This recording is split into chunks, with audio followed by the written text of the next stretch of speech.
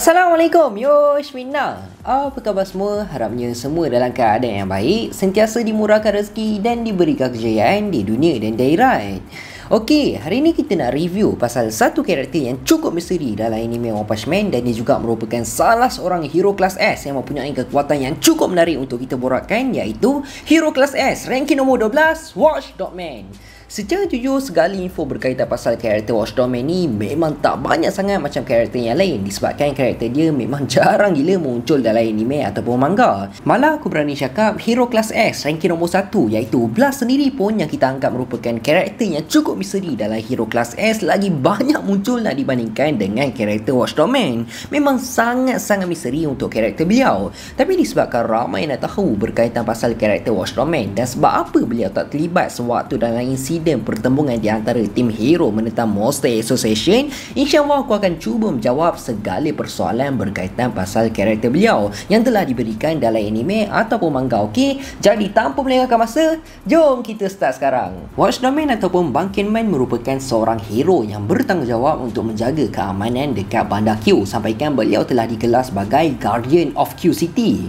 Pertama kali Watchdog Man telah muncul dalam anime adalah episod 6, yang mana Watchdog Man antara hero yang terlibat dalam meeting hero-hero kelas S. Dari segi penampilan Watchdog Man, beliau adalah seorang lelaki yang memakai kostum anjing berwarna putih. Manakala dari segi personality beliau pula tak banyak ditunjukkan dalam anime. Tapi kelihatan ria wajah Watchdog Man ni, dia seorang yang sentiasa tenang je dan seakan seorang yang tak ada perasaan. Memang muka dia sepattern macam tu je, muka tebak je. Reaksi dia ni lebih kurang sama je aku boleh samakan dengan karakter Saitama yang tengah bosan. Tambahan, kita dapat tengok dalam episod OVA, perwatakan untuk karakter Watchdog Man ni bukannya dia memakai kostum anjing semata je, malah cara kehidupan beliau pun memang sebiji gila macam seekor anjing. Sebagai contoh, cara dia makan memang tak sama langsung macam manusia normal makan. Hero-hero yang lain kan, kalau diorang makan, diorang gunalah sudu, garfu ataupun chopstick. Tapi cara Watchdog Man makan memang sebiji gila macam seekor anjing yang hanya menundukkan kepala dia bagi untuk makan dekat pinggan yang telah disediakan. Manakala cara dia duduk, cara dia berjalan pun memang seolah-olah beliau bukannya lagi seorang manusia.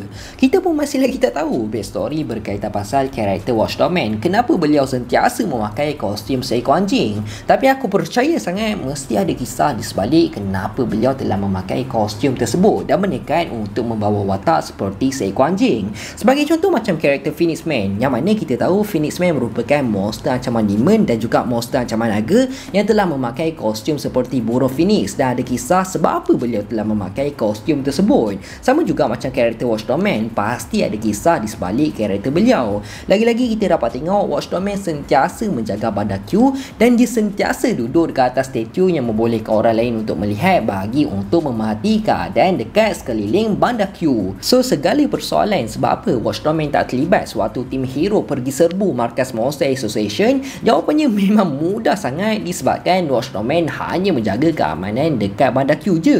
Kalau bandar A ke Z ke B ke kena serang dengan monster macam naga sekalipun, Watchdog Man tak akan masuk campur langsung segala apa yang telah berlaku dekat tempat yang lain.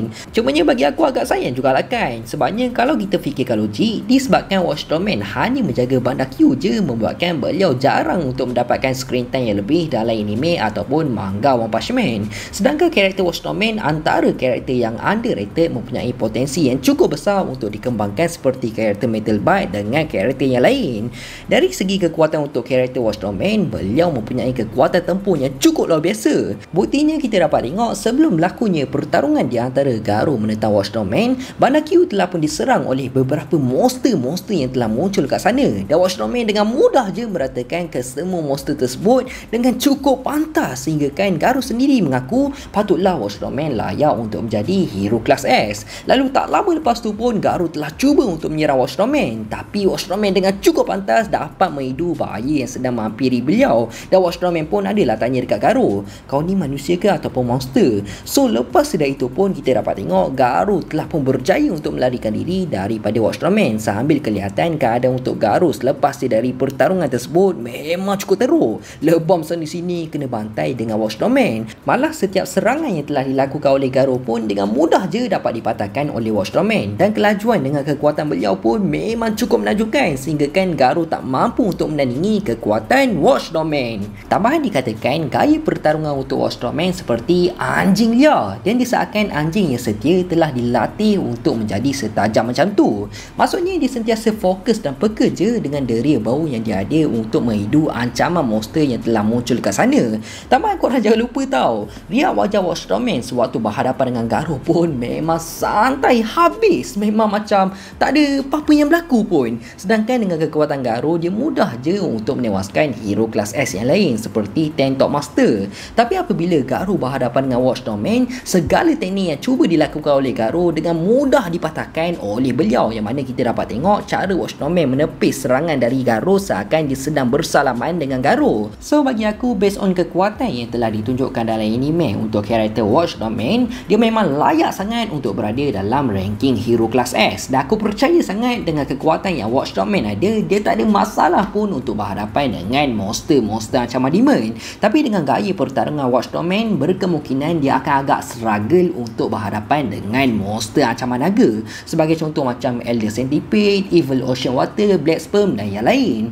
Tapi kalaulah Watchdog Man berhadapan dengan monster ancaman naga yang mempunyai gaya pertarungan lebih kurang sama je macam beliau, iaitu pertarungan jarak dekat, berkemungkinan pertarungan tersebut akan menjadi satu pertarungan yang cukup menarik bakal berlaku dalam anime One Punch Man. Secara jujur kan, bagi pendapat aku, kalaulah Watchdog Man terlibat sewaktu dalam pertemuan tim hero menentang Monster Association, aku memang looking forward gila kalau Watchdog Man berhadapan dengan Phoenix Man ataupun Nian. Sebabnya aku rasa dengan perwatakan ataupun kekuatan beliau, Phoenix Man dengan Nian adalah antara monster ancaman naga yang paling sesuai untuk berhadapan dengan Watchdog Man. Tapi kita nak borak panjang sangat pasal kekuatan Watchdog Man pun aku rasa tak boleh juga kan, sebabnya kita pun tak dapat nak tengok lagi potensi sebenar untuk kemampuan karakter Watchdog Man.